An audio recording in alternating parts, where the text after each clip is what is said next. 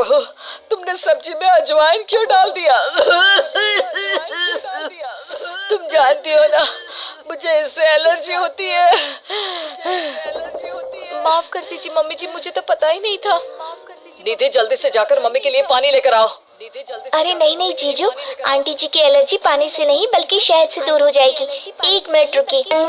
अंजलि दौड़ कर जाती है और शहद लेकर आती है। लेकिन तुम्हें इसके बारे में कैसे पता? बस ऐसे ही। आंटी जी ये लीजिए, जल्दी से 1 चम्मच शहद खा लीजिए। अब देखिए थोड़ी देर में आप ठीक हो जाएंगी। तुमने तो एक बार फिर से मम्मी जी की जान बचा ली अंजलि, वरना मैंने तो आज बहुत बड़ी गलती कर दी थी। थैंक यू अंजलि बेटा, तुम तो वाकई में बहुत अच्छी लड़की हो। सबकी मदद भी करती हो और तुम्हें तो कितनी अच्छी नॉलेज है कि एलर्जी होने पर क्या खाना चाहिए। वाकई में तुम बहुत इंटेलिजेंट लड़की हो Anjali. Thank you so much. कुछ दिनों के बाद भाभी, मुझे ऑफिस के लिए देर हो रही है। मेरी एक फाइल है, जरा आप उठाकर रख देना। मैं शाम को आकर आपसे वापस मांग लूंगा। और जरा ध्यान से रखना, बहुत इम्पोर्टेंट फाइल है। ठीक है अमित, मैं आपकी फाइल अच्छे से संभाल कर रखूंगी। अमित के जाने के बाद देखो अंजलि, ये अमित के ऑफिस की एक बहुत इम्पोर्टेंट फाइल है। मैं जानबूझकर इसे कहीं पर छिपा दूंगी और तुम्हें बता दूंगी कि ये फाइल कहाँ रखी है। बस जैसे ही वो मुझसे फाइल ढूंढने के लिए कहेगा, तुम फाइल झटपट ढूंढ कर ले आना और उसे दे देना। वाह दीदी, मुझे इस घर की बहू बनाने के लिए आप कितनी मेहनत कर रही हैं। शाम के वक्त भाभी, मैंने आपको एक फाइल संभाल कर रखने को दी थी, प्लीज जरा वापस दे दीजिए ना। मुझे एक प्रेजेंटेशन बनाना है। निधि उस फाइल को ढूंढने का नाटक करती है। क्या करूं देवर जी, आपकी फाइल मिल नहीं रही मुझे। अरे भाभी, ये आप क्या कह रही हैं?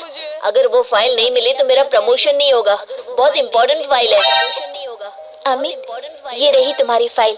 दीदी ने ऐसे ही बैठक में छोड़ दी थी और वो काम करने वाली आती है ना, वो इसे उठाकर डस्टबिन में डालने वाली थी।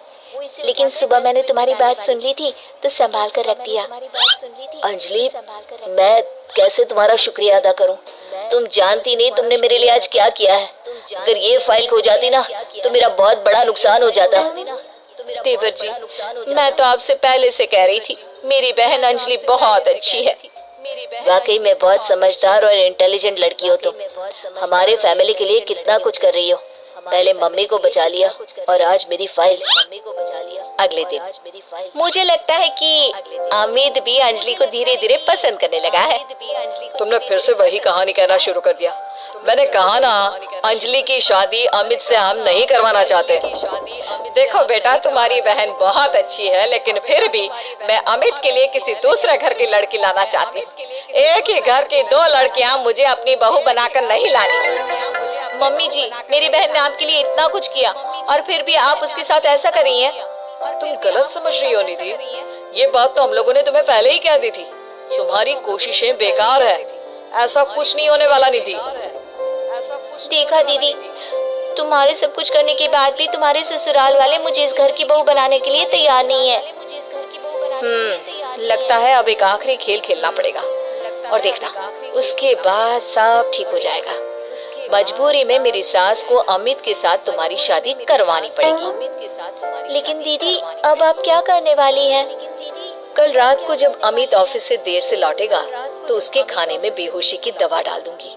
तुम चुपचाप उसके कमरे में उसके बेड पर जाकर लेट जाना। कुछ करने की जरूरत नहीं है, बाकी का सारा काम मैं संभालूंगी। निधि और अंजलि मिलकर अमित को फंसाने का प्लान बनाते हैं। दोनों अमित के खाने में बेहोशी की दवाई डाल देते हैं। भाभी, बड़े जोरों की भूख लगी है। दीदी तो सो गई है, आपके लिए खाना मैं लगा देती हूँ। हाँ हाँ बिल्कुल। वैसे रात काफी हो गई है, तुम सोई क्यों नहीं? मैं तुम्हारा इंतजार कर रही थी। सोचा तुम ऑफिस से लौट कर आओगी, खाना कौन देगा, बस इसीलिए। तुम कितनी अच्छी हो अंजलि, सबका कितना ख्याल रखती हो। थोड़ी देर के बाद खाना खाकर अमित गहरी नींद में सो जाता है और अपने प्लान के हिसाब से अंजलि उसके पास जाकर लेट जाती है। अगली सुबह मम्मी जी, ये देखिए, अमित मेरी बहन अंजलि से कितना प्यार करता है और कल रात को तो उन दोनों के बीच